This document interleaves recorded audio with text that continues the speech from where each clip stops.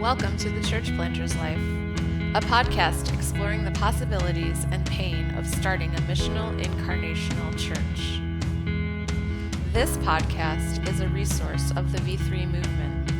V3 is a grassroots training organization for men and women planters around the country. Thanks for tuning in as our host Matt Alexander leads the conversation.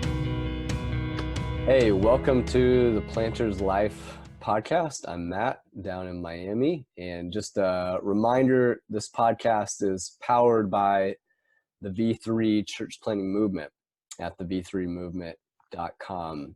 And V3 is an organization, a training and coaching organization that really exists to encourage, empower, coach, and support people to start missional, incarnational expressions of the church in their place. And so we love to come alongside people and support that work and that calling and help to hone that, encourage that, nurture that, and just in training and coaching alongside you. So check out the website to learn a little bit more about V3 and ways to connect with what's going on. And today we're talking with Taeler Morgan out in Tacoma, Washington. Taeler, how are you? Yep, I'm good. How are you, Matt? I'm doing okay. I've got this low, sexy voice today. I've had a little bit of a cold, but I wasn't going to comment on it, but Yeah, I appreciate that. I don't know if I want to hear about your cold because I know that you're in Miami where, it's like, it's warm and sunny and it literally snowed here yesterday. Yeah. Which is really odd for Tacoma in March. So yeah. That has probably never, ever happened in the history of Miami. I'd be willing to bet. Yeah. So. I'm not ready to talk about that. Well, Taeler, talk to us a little bit about Gather Tacoma, which is the name of your community. And actually, before you talk about Gather Tacoma, talk to us a little bit about Tacoma and about your context and kind of your church planting journey. How did you get going church planting? How did you kind of discern sense of calling around that? And then talk to us a little bit about what this part of the country is like and what it's like to live there. What are some of the challenges there? Some of the beautiful parts of it? Anything, everything will be great. Yeah, sure. Well, I started in ministry in the established church. And so I started pastoring in the established church a little over 10 years ago and worked in a few different churches, really enjoyed them, loved the ministry I got to do there. Did associate pastor work and solo pastor work and mission pastor and discipleship pastor, all of those things. So it was a lot of fun.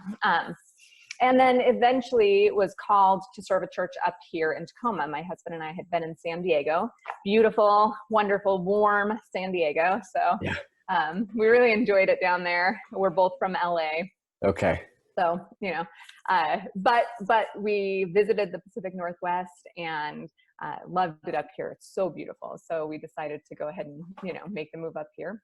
And I came up here for a great church in a suburb of Tacoma called University Place. I probably shouldn't say that because people who live in University Place want you to know that they are actually their own city, but essentially it functions a lot like a suburb. So we settled in here about, I guess we're going on about 9 years ago now, 8.5 years ago, somewhere around there.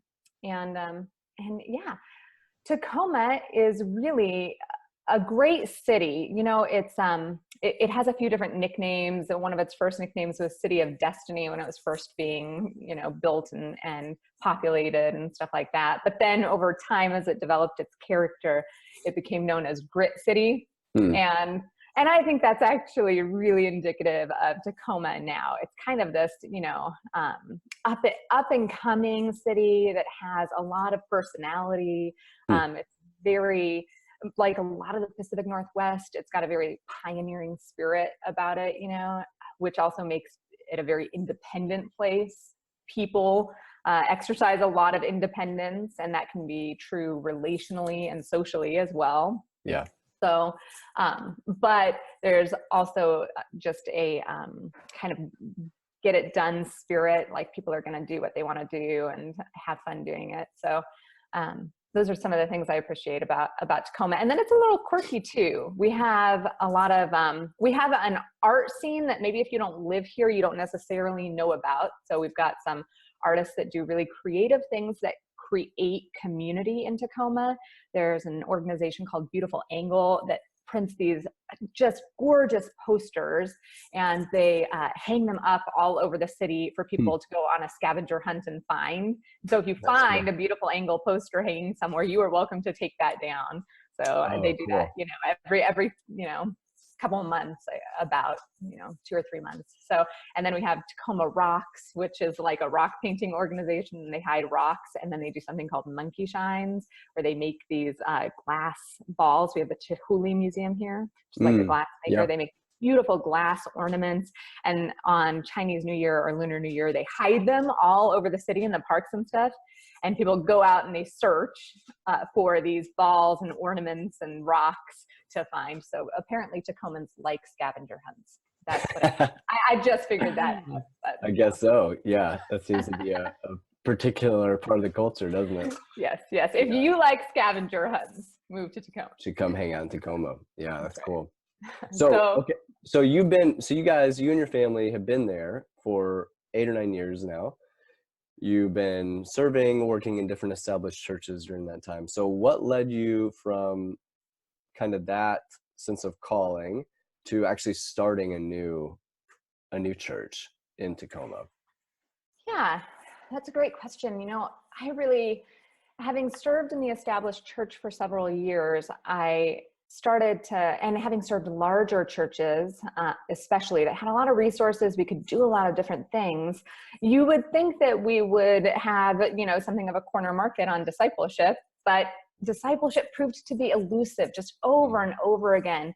Yeah. We were always contending with the programmatic nature of the church, with the emphasis on Sunday morning worship as the primary thing that people should be attending. And of course, that was the bread and butter of every established church that I served. So yeah, sure. It was really difficult to create a discipleship culture in that context. And my heart has, I came to Christ as a teenager from a very unchurched background. I didn't have any experience, hardly any experience with Jesus before I met him.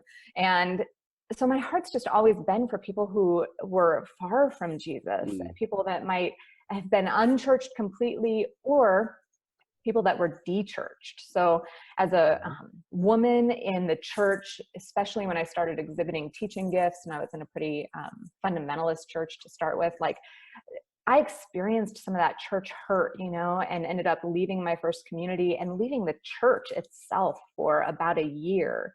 And that experience really cultivated in me, when I came back to the church, cultivated in me this compassion for people that had experienced that, and for people that had intentionally walked away from the church, but maybe hadn't walked away from Jesus. Yeah. You know, and so between that experience as an unchurched person and then a de-churched person, all within about the first 4 years of my faith journey, I think that the Lord was really setting this foundation for what would come in this period of my life and ministry. So I just developed, you know, over time, this holy discontent with the inability to gain ground in meaningful discipleship in the established church, and wanted to experiment with new ways to do that, really focusing on the needs of the unchurched and the de-churched. So I started out working with a friend who co-planted with me, and then she ended up leaving the Gather plant after about a year and not planting anymore. And that was really difficult. It was a difficult parting, and always difficult to lose a person that you're starting something with. Yeah. But in the course of that, I really started to, well, now I'm kind of transitioning into some of the other stuff we talked about, but yeah. You know, I really started to understand some of the difficulties of planting that maybe I hadn't expected yet. You know, things like feeling lonely, or even fears of failure, moving from things that had been really successful ministries into now trying this very new thing, and then not necessarily feeling successful in it. So that was all kind of a big swath of planting journey, moving from the established church, feeling called to work with the unchurched and dechurched, more specifically creating Gather Tacoma, and then starting to move into some of the things that are unique to church planting, both the wonderful things and the hard things. Yeah. So if I came and hung out with you guys for a couple weeks or a month, what would I experience? If I immerse myself kind of in Gather Tacoma, what would be some of the core rhythms I would experience? How do you guys gather? What does that look like? What is, you talked about a real heart for discipleship earlier. What does that kind of look like in the season of Gather Tacoma's life? So at Gather Tacoma, we say that we gather around a shared table, on a shared journey, and for a shared purpose. Cool. So for us, what that means is that we gather around a shared table every week. So we have on Friday night, we have just a community dinner. It's a family style dinner, potluck. Anybody can come. It's in my husband and I's home. So anyone can come if they have the address. So most people come based on personal invitation. That's how people end up coming to gather. Yeah. But we do family style dinner, and at that dinner, we always ask the question, how have you experienced God's presence since we last met, or in your last week or two if you're new here? So that really kicks off, or is foundational for our vision of discipleship. We really start with helping people to perceive God's presence in their life, in just their daily, everyday life. Yes. And so being able to train people toward looking for God at work, and then sharing what that looks like in a way that's not superficial, is a big part of what happens at Gather in the course of a given week. And then after dinner, we move into a time that would be really familiar to most Christians as worship. Things that time includes the prayer and singing and some form of teaching and or spiritual practice. But it's led by a lot of different people. So we have lots of different people that teach in any given week, and everybody kind of plays a part. And our teaching, it's really awkward to try to do a 30-minute sermon at a pulpit in your living room. Yeah. So we scrapped that after the first month or two. Yeah. But so instead we do more of a conversational teaching. So we do a lot of question asking, or people teach for about 5 minutes at a time, and then move into having people interact together. So that's our shared table.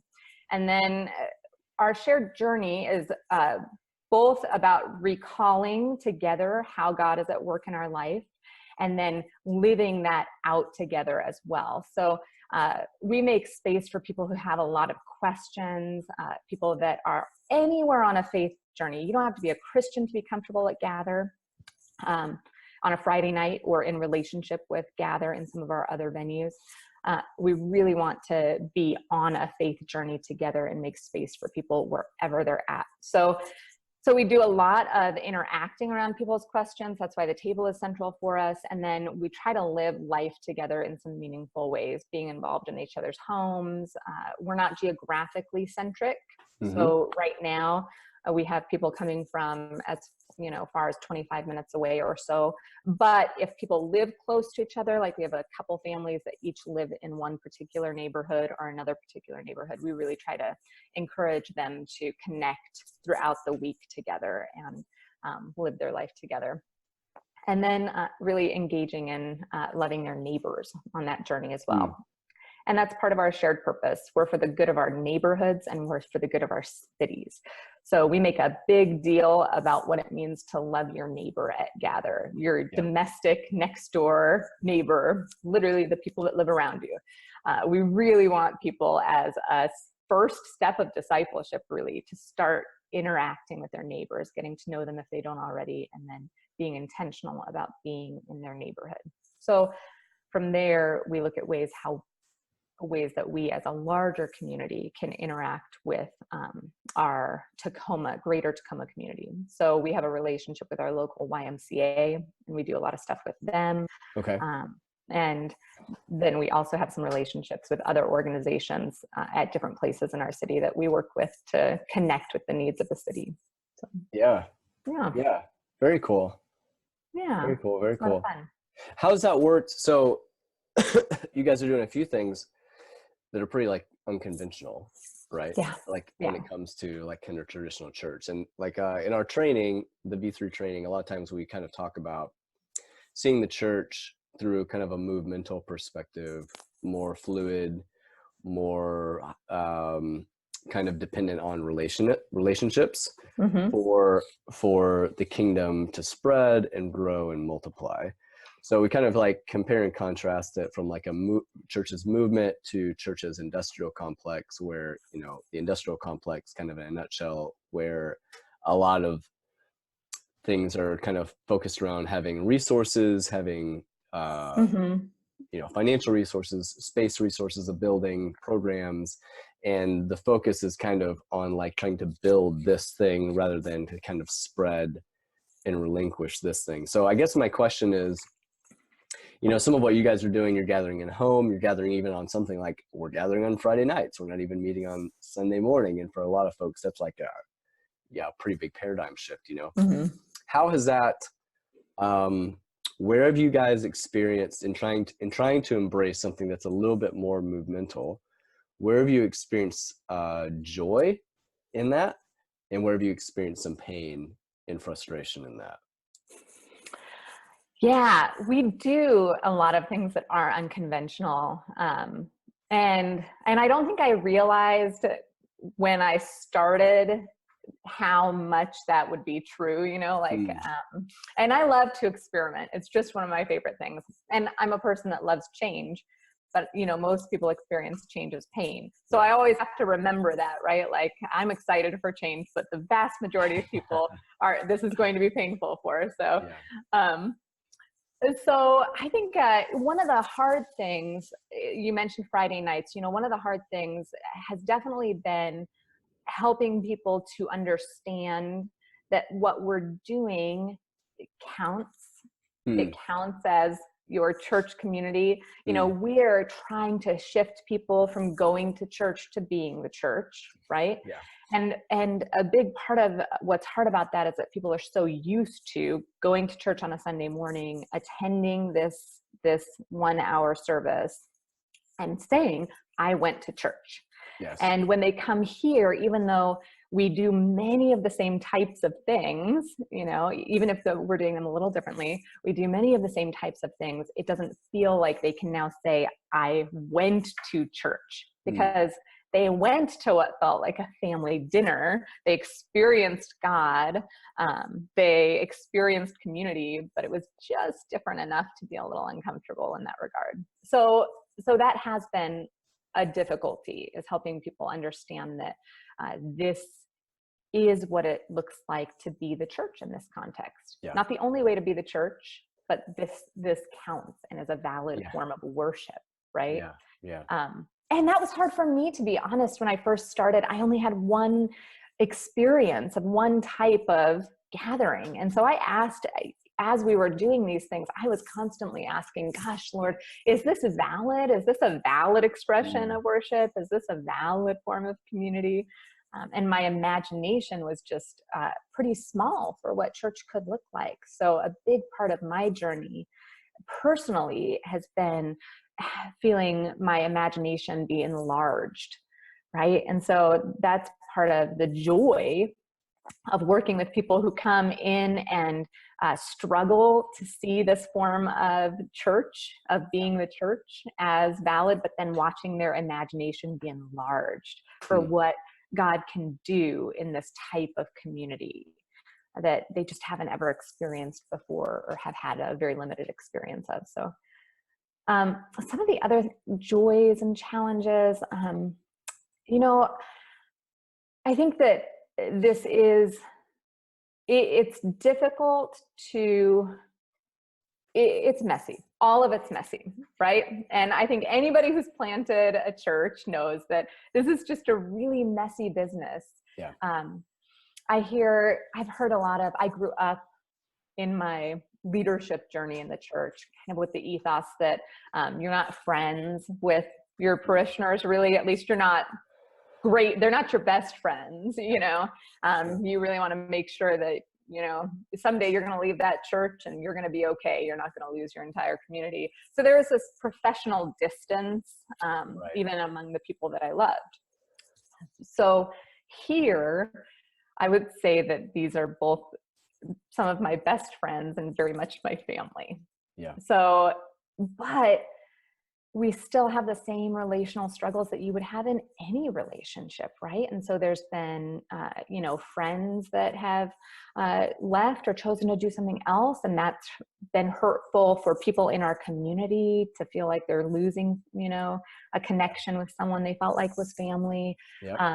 Even if they still see them during the week, there's just a different level of relationship that gets messy, you know? And then a lot of it bleeds into each other. We're in our house, we're deeply active in our neighborhood, our church meets in our house. And both my husband and I work from home all of the time. So we're just like super embedded in this place, and everything bleeds into each other. So it can be difficult to have clear boundaries or to set limits or things like that. So we're always kind of working on being able to set boundaries and limits and make space for our own family life and the needs of our family. But I think one of the things that is probably the greatest joy in church planting has been, oh, sorry about that. You're good.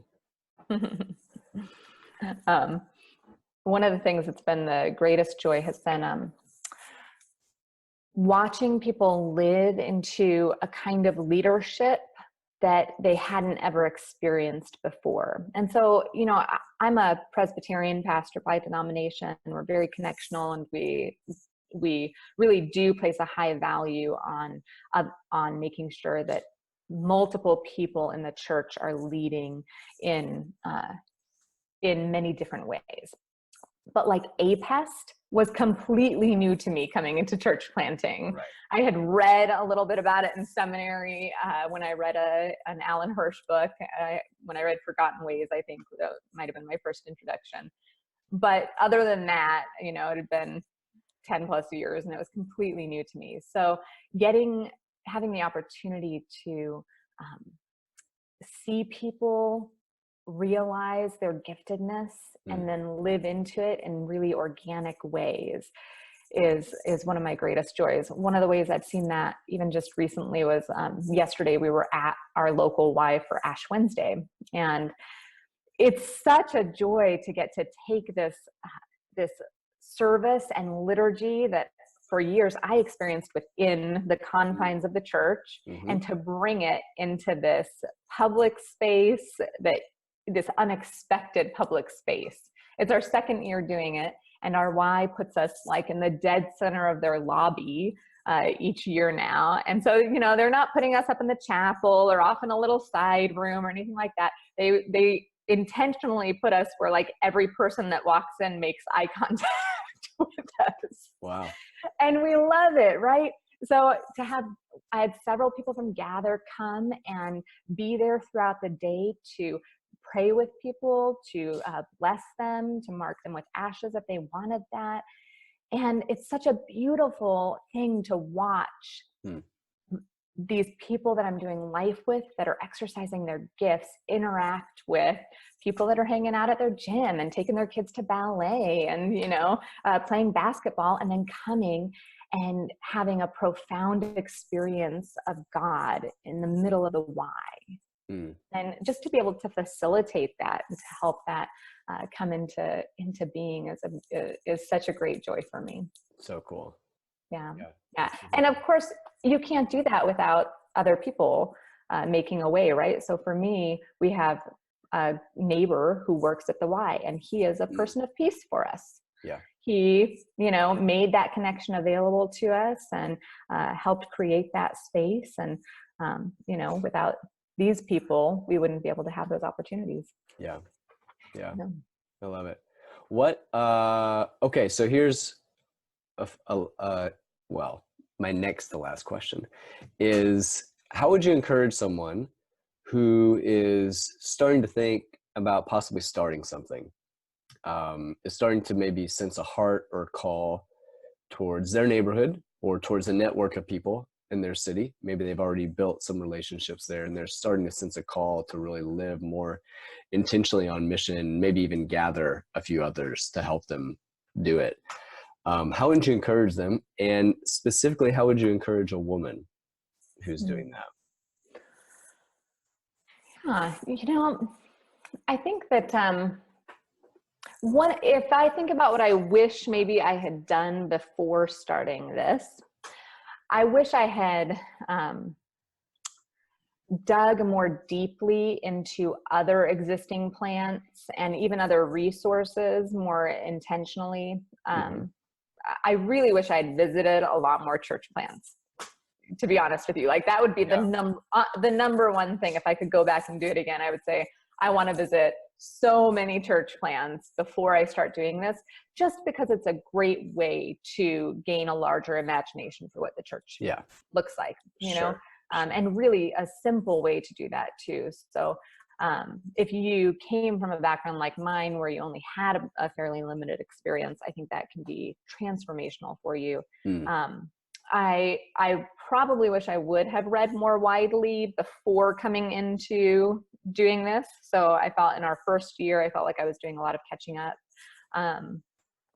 But certainly the visiting would come before the reading. So but I was really glad to get into a cohort and into the V3 cohort right away, because it really set the foundation for how I would come to understand multiplying this type of community. And so that was really important for me. And then I think probably having taking a year to have regular weekly dinners with the people that are going to be like foundational leaders, that you think might be foundational leaders in your plant, because you don't know right away, and sometimes the people that you think are going to be in those positions end up not feeling called to that. So, but spending a year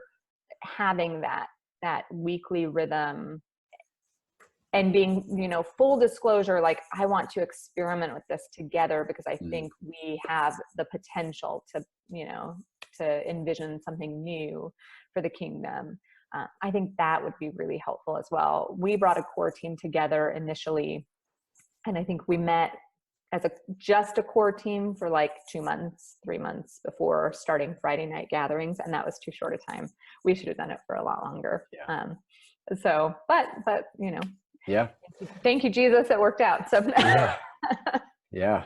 So those would be some things and for women, there aren't a lot of women planters. I wish that weren't true. I look and long for the day when that's not true.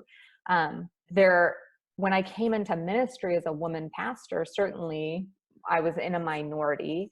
And one of the first things that I've always done in every church that I've been in is to, just gather a group of women together, to women pastors together, to have community. So I think finding community with other women planters is really important. It's important to see people that look like you and at the table, and learn from their wisdom, and know that you have access to them as people that have gone before, people that are walking alongside you. So, yeah, that's great. That's great. If someone wanted to find out more about what you guys are up to or stay connected with you online, how would they do that? You can find me on Instagram at Taeler, Taeler, just make it difficult, .Morgan, and Facebook for sure. Gather Tacoma Facebook page is probably the best resource for Gather. We have a website, but we use Facebook more than anything else. And then if you're a woman planter, I'd say hop on the Women Planters Connection Facebook page, and that's a great place to connect with other women planters as well. So great. Yeah. Terrific. Great. Check out B3's website to learn more about B3. And I think there's actually a link on the website as well to the Women's Planter group too. So you can find that on the b3movement.com. Thanks.